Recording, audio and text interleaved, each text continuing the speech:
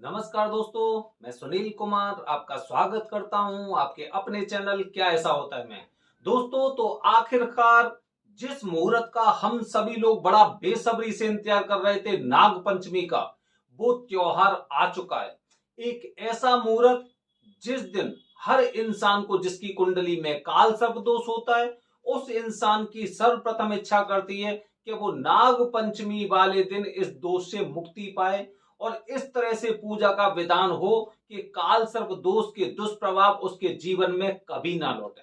ठीक है, इसीलिए पुरानी भाषा में काफी लोग इसे राहु केतु का दोष बोलते थे, कुछ लोग काल सर्प दोष बोलते हैं, और जो आने वाला जो त्योहार है जिसे नाग पंचमी बोलते हैं उसे काल सर्प पंचमी भी बोलते हैं। तो दोस्तों, जब आप पूरी तरह से तैयारी कर चुके हैं, लेकिन क्या होता है कि काफी लोगों को जानकारी नहीं थी कि पूजा कहां पे होती है, किस तरह से होती है।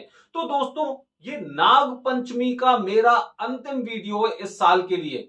जो इंसान उज्जैन में नाग पंचमी वाले दिन काल सर्प दोष निवारण की पूजा करना चाह रहे थे, मैंने उनको पहले से जानकारी दी कि आप 21 तारीख मतलब नाग पंचमी वाले दिन किसी भी तरह की पूजा आप नहीं करा सकते महाकाल मंदिर में। हालांकि महाकाल मंदिर के बाहर आप जिस जगह चाहें, जैसे कि आप जो घाट वगैरह हो गए या फिर और छोटे मोटे जो मंदिर हैं, या फिर आप कहीं पे भी करा सकते हैं, लेकिन जो सर्वोत्तम स्थान है महाकाल मंदिर, वहां पर आपकी पूजा करना बहुत ज्यादा असंभव है। ठीक है, इसीलिए अगर मैं बात करूं उज्जैन की, तो 21 तारीख की नाग पंचमी, तो जिन लोगों पर काल सर्प दोष था और उज्जैन में उसकी पूर्ण रूप से मुक्ति चाहते थे, तो उनके लिए एक नहीं बल्कि दो मुहूर्त हैं। दो दो मुहूर्त कैसे हैं? 20 तारीख को आपने काल सर्प दोष निवारण की पूजा की, और 21 तारीख को नाग पंचमी वाले दिन आपने महाराज के, नाग चंद्रेश्वर महाराज के दर्शन किए। जो मंदिर पूरी साल में सिर्फ एक दिन खुलता है, नाग पंचमी वाले दिन।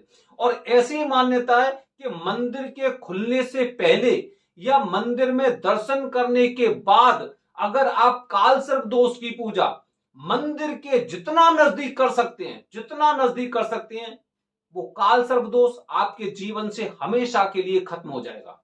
ठीक है, तो इसीलिए जो लोग नाग पंचमी वाले दिन काल सर्प दोष से मुक्ति उज्जैन में पाना चाहते थे, वो लोग 20 तारीख को पूजा आज कर चुके हैं, कल वो दर्शन करने वाले हैं, और परसों भी पूजा होंगी। मतलब जो लोगों ने आज पूजा की है वो कल दर्शन करेंगे और फिर अपने घर लौट जाएंगे, और जो लोग कल पहुंचने वाले 21 तारीख को, वो 21 तारीख को दर्शन करेंगे और 22 तारीख को आपको पूजा करनी है। इस तरह से उज्जैन में काल सर्प दोष से आपको हमेशा के लिए मुक्ति मिलेगी। लेकिन ध्यान रखना है आपको, महाकाल मंदिर में या फिर नाग चंद्रेश्वर मंदिर के जितना नजदीक आप पूजा करेंगे, उस पूजा का आपको सर्वोत्तम फल मिलेगा। ठीक है, अच्छा, अब दोस्तों अगर मैं त्र्यंबकेश्वर की बात करता हूं, त्र्यंबकेश्वर नाग पंचमी वाले दिन काल सर्प दोष पूजा अगर आप त्र्यंबकेश्वर में कर रहे हैं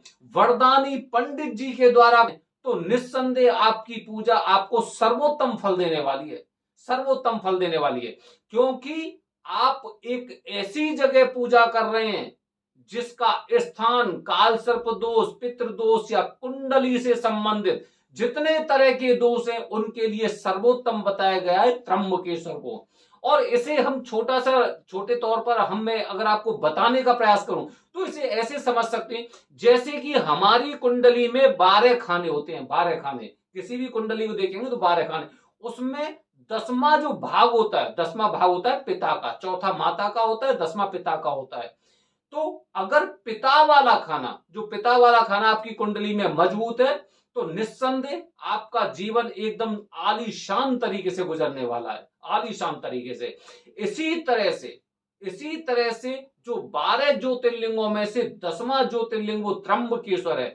अगर आप किसी भी समस्या के लिए त्र्यंबकेश्वर महादेव से प्रार्थना करते हैं, या फिर वहां पर एक निश्चित और शुभ मुहूर्त में वरदानी पंडित जी के माध्यम से अगर आप पूजा कराते हो, तो निस्संदेह आप मानिए कुंडली संबंधित जितने भी दोष है ना, मंगल दोष को छोड़कर, वो आपके जीवन में कभी भी आड़े नहीं आ सकते। मतलब आपके मार्ग में बाधा उत्पन्न नहीं कर सकते। तो दोस्तों, गुरुजी ने पूरी एकदम तैयारी कर ली है। सर्वोत्तम स्थान त्र्यंबकेश्वर में, सर्वोत्तम मुहूर्त नाग पंचमी वाले दिन, जिसे कि काल सर्प पंचमी भी बोलते हैं, उस दिन पूरी तैयारी हो चुकी है। देखिए, आपको यह बात जरूर ध्यान रखनी है, कहीं आप नाग पंचमी वाले दिन पूजा करने के चक्कर में या फिर षष्ठी पूजा के चक्कर में कहीं किसी आश्रम में तो नहीं जा रहे पूजा करने। कहीं ऐसा तो नहीं कि आपकी पूजा कहीं 40-50 की बजाय आपकी पूजा 100-150 लोगों में हो। कैसे पूजा करेंगे, कैसे पूजा करेंगे? ध्यान रखिए, अवश्य ध्यान रखिए, मुझे मंदिर के आसपास ही 100-200 मीटर की दूरी पर पूजा करनी है। मुझे मंदिर के बाहर, मतलब त्र्यंबक गांव है, उससे बाहर नहीं जाना है। मुझे किसी आश्रम में पूजा नहीं करनी है। नाग पंचमी वाले दिन ज्यादातर लोग इसी तरह बेवकूफ बन जाते हैं, इसी तरह बेवकूफ बन जाते हैं, क्योंकि वरदानी पंडित जी से उनका संपर्क नहीं हो पाता है और ऐसे वो किसी दूसरे की बातों में बहला फुसलाकर त्र्यंबकेश्वर से बाहर किसी आश्रम में पूजा करा लेते हैं। या फिर अगर त्र्यंबकेश्वर में उनकी पूजा होती है तो 150, 200, 250 लोगों के बीच में उनको बिठाया जाता है और उन लोगों को यही पता नहीं चलता कि मैं पूजा कर रहा हूं या फिर यहां पे मैं क्या करने आया हूं। दोस्तों, नाग पंचमी का जो मुहूर्त है उस दिन प्राइवेट पूजा तो बेहद मुश्किल है, बहुत मुश्किल है। जो लोग कर सकते हैं वही कर रहे हैं, अन्यथा हर किसी के बस की बात नहीं है, क्योंकि गुरु जी से संपर्क होना बेहद महत्वपूर्ण होता है। लेकिन अगर आप ग्रुप में भी पूजा कर रहे हैं तो ऐसे ग्रुप में पूजा आप क्यों कर रहे हैं जिसमें 100-200 लोग एक साथ पूजा कर रहे हैं? आपके सामने प्रॉपर तरीके से चौकी नहीं है, दो चौकी पे आपकी पूरी पूजा हो रही है, आपको ये नहीं पता भगवान गणपति कौन सी है, यहाँ पे मातृका कौन सी है, यहाँ पे नांदी साथ कौन सी जगह होगा, नवग्रह कहां है, यहाँ पे मुख्य देवता कहां पे रखे हुए, वो स्थान ही नहीं है, सामग्री नहीं है। हमें तो केवल हमारे दिमाग में ये चीज भरी गई है कि नाग पंचमी को पूजा करा लो जो सर्वोत्तम फल देगी। अरे नाग पंचमी को पूजा कर रहे हैं तो पूजा को विधि विधान से करिए ना, विधि विधान से करिए। चक्करों में मत फंसिए कि 2100 में पूजा हो रही है, 1100 रुपए में पूजा हो रही है, 200-300 लोगों के साथ आप पूजा कर रहे हैं, या फिर सस्ते के लिए आप आसपास जाकर किसी आश्रम में पूजा कर रहे हैं जो वरदानी पंडित जी नहीं है। आप इतनी दूर से आ रहे हैं, आप 100-200 नहीं बल्कि 1000-2000 किलोमीटर दूरी से आ रहे हैं। अगर आपके 1000-500 रुपए, 500-1000 रुपए अगर एक्स्ट्रा भी हो जाएंगे तो पूजा तो आपकी विधि विधान से होगी। लोग प्राइवेट हॉस्पिटल में क्यों जाते हैं? जिससे मरीज की ढंग से केयर हो सके, ठीक तरीके से केयर हो सके। सरकारी हॉस्पिटल में जाना पसंद क्यों नहीं करते हैं? वो इसीलिए नहीं करते हैं कि कम से कम यहां पर जो डॉक्टर्स वगैरह हो गए या स्टाफ हो गया या फिर सफाई वगैरह, मतलब काफी चीजें होती हैं। लेकिन आप 2000-3000 किलोमीटर दूरी पे आने के पश्चात भी, इतनी दूरी से आने के पश्चात भी आप अंत में 500-1000 रुपए के लिए एक ऐसे गुरुजी से पूजा करवा लेते हैं जिनके द्वारा पूजा करने से हो सकता है आपको उतना अच्छा परिणाम ना मिले। तो दोस्तों, अगर आपके पास भी या आपको भी किसी ग्रुप में इस तरह से बिठाया जा रहा है कि उस ग्रुप में 100-200 लोग हैं, तो निकल के आइए उस ग्रुप में से, दिए गए इस नंबर पर आप संपर्क करें। आपकी पूजा अगर ग्रुप में भी होगी तो 20 या 25 लोगों से ज्यादा का आपका ग्रुप नहीं होगा जिसमें आप पूजा करने वाले हैं। ठीक है दोस्तों, तो ध्यान रखिए, आपकी पूजा किसी आश्रम में नहीं करनी, क्योंकि मुहूर्त ऐसा है, मुहूर्त साल का सर्वश्रेष्ठ मुहूर्त है, काल सर्प दोष के लिए सर्वश्रेष्ठ मुहूर्त है। तो मुझे इतने बड़े ग्रुप में पूजा नहीं करनी, मुझे आश्रम में पूजा नहीं करनी, और मुझे मंदिर से दूर या फिर मतलब वरदानी पंडित जी के खिलाफ पूजा तो करनी नहीं है। मैं इतनी दूर बार बार कौन आएगा?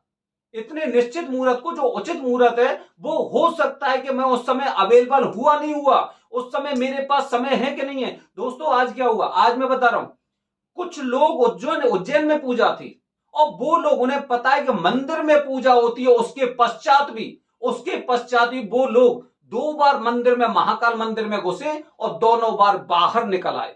मतलब महाकाल बाबा ने उनको स्वीकार ही नहीं किया, ये मान सकते हैं। या फिर आप ये मान लो कि काल सर्प दोष का प्रभाव इतना जटिल था, इतना जटिल था कि वो इंसान कैसे भी करके उज्जैन तो पहुंच गया लेकिन पूजा करने में असमर्थ रहा।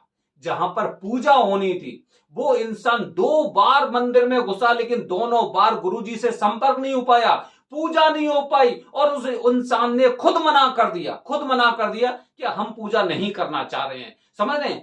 तो इस तरह से आप देखिए दोस्तों कि काल सर्प दोष का जो प्रभाव होता है ना, काल सर्प दोष का जो प्रभाव होता है, वो भी आपको इस तरह से विचलित कर सकता है कि कभी आप 500 1000 रुपए के लिए आप किसी बाहर के पंडित जी से पूजा करा लेते हैं, आपको रहने को स्थान नहीं मिल रहा, उन्होंने आपको रहने को दिया तो इसीलिए आपने किसी आश्रम में पूजा करवा ली। इस तरह की चीजें होती हैं। या फिर एक और महत्वपूर्ण वजह ये होती है कि आप जहां से आ रहे हैं, चाहे आप वेस्ट बंगाल से आ रहे हैं, आप बिहार से आ रहे हैं, आप पूरे बस भर के आए हैं और आपके वहां के गुरुजी ने आपको भेज दिया, इसीलिए आप वहां पे पूजा करा रहे हैं। क्यों करा रहे हैं? क्योंकि कंडीशन ऐसी हो गई है। लेकिन निर्भर करता है आपके ऊपर, क्योंकि दोष है आपके ऊपर। आप तो दोस्तों, ये मैंने आपको जानकारी दी है कल के लिए। कल नाग पंचमी है और आपको अगर पूजा करनी है, आप विधिवत तरीके से पूजा करना चाह रहे हैं, चाहे त्र्यंबकेश्वर में या उज्जैन में, दिए गए नंबर पर संपर्क करें। पूजा की गारंटी हमारी है। अगर आप पूजा से संतुष्ट नहीं होंगे तो आपकी पूजा के पैसे वापस किए जाएंगे और आपकी पूजा फ्री में होगी। बने रहिए हमारे चैनल के साथ दोस्तों। हर हर महादेव।